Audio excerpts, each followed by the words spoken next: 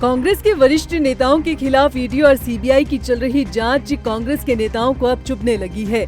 कांग्रेस ने इसी कार्रवाई का विरोध करने के लिए अब व्यापक स्तर पर आंदोलन की रणनीति बनाई है, जिससे केंद्र और राज्य की सरकारों के खिलाफ कांग्रेस आवाज बुलंद कर हल्ला बोल कर सके। देहरादून में 30 अप्रैल को कांग्रेस संविधान बचाओ रैली का आयोजन कर रही है, जिसमें कांग्रेस के दिग्गज नेता पार्टी कार्यकर्ताओं को संबोधित करते नजर आएंगे। संविधान बचाओ रैली में कांग्रेस की प्रदेश प्रभारी कुमारी शैलजा भी मौजूद रहेंगी। कांग्रेस ने इन दिनों इस कार्यक्रम को सफल बनाने के लिए पार्टी नेताओं और पदाधिकारियों के साथ बैठक करना शुरू कर दिया है, जिससे इस कार्यक्रम को सफल बनाया जा सके। 30 अप्रैल को देहरादून के रेंजर्स ग्राउंड में कांग्रेस की ये विशाल रैली आयोजित होगी, जिसमें हजारों की संख्या में कांग्रेस के कार्यकर्ता मौजूद रहेंगे।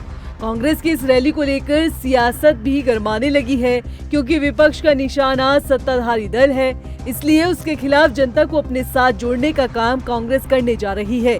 कांग्रेस के इस कार्यक्रम के कई राजनीतिक मायने भी निकाले जा रहे हैं, जैसे संगठन को मजबूत करना, चुनाव से पहले संगठन की तैयारियों को परखना, कार्यकर्ताओं में जोश भरना और सत्ताधारी दल के खिलाफ हल्ला बोल करना। नेता प्रतिपक्ष यशपाल आर्य का कहना है कि पूरे देश का माहौल इस बार बदल चुका है। बीजेपी और केंद्र सरकार संविधान को कमजोर करने का काम कर रही है।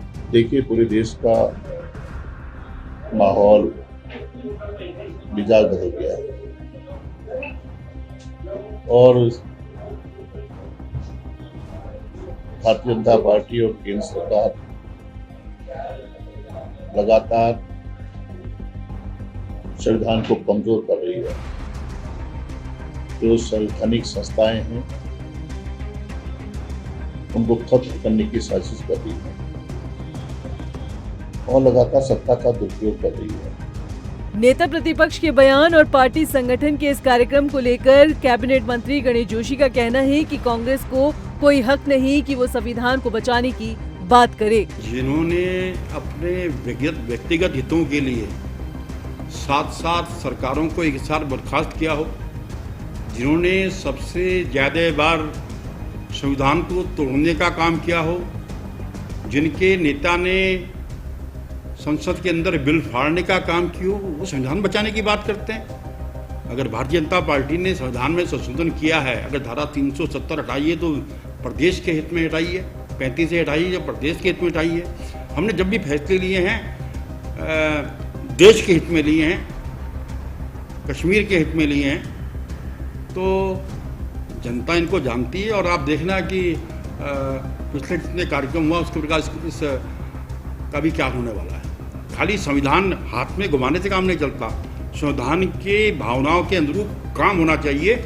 उसका काम को अगर करती है तो भारतीय जनता पार्टी की सरकार कर रही है। उधर कांग्रेस के प्रदेश अध्यक्ष करण महारा का कहना है कि गणेश जोशी को अपने ऊपर चल रहे मामलों को देखना चाहिए। ये गणेश जोशी जी को तो बोलने का अधिकार ही नहीं है। सीबीआई जांच की हाईकोर्ट ने आदेश किया, आपने अपनी सरकार के को दबाव डलवा के रुकवा लिया। आय से अधिक संपत्ति में सरकार ने जो कागजात पेश करने चाहिए थे वो पेश नहीं हुए। आप कर रहे हैं संविधान की बात और कांग्रेस को सिखा रहे हो।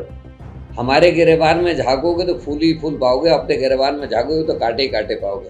गणेश जोशी जी, घोड़े से लेकर कहानी शुरू हुई और कहाँ जाके खत्म होगी पता नहीं। संविधान बचाओ रैली के जरिए कांग्रेस एक तीर से दो निशाने लगाने जा रही है, लेकिन देखना होगा कि कांग्रेस की रणनीति कितना फायदा पार्टी को पहुंचाती है।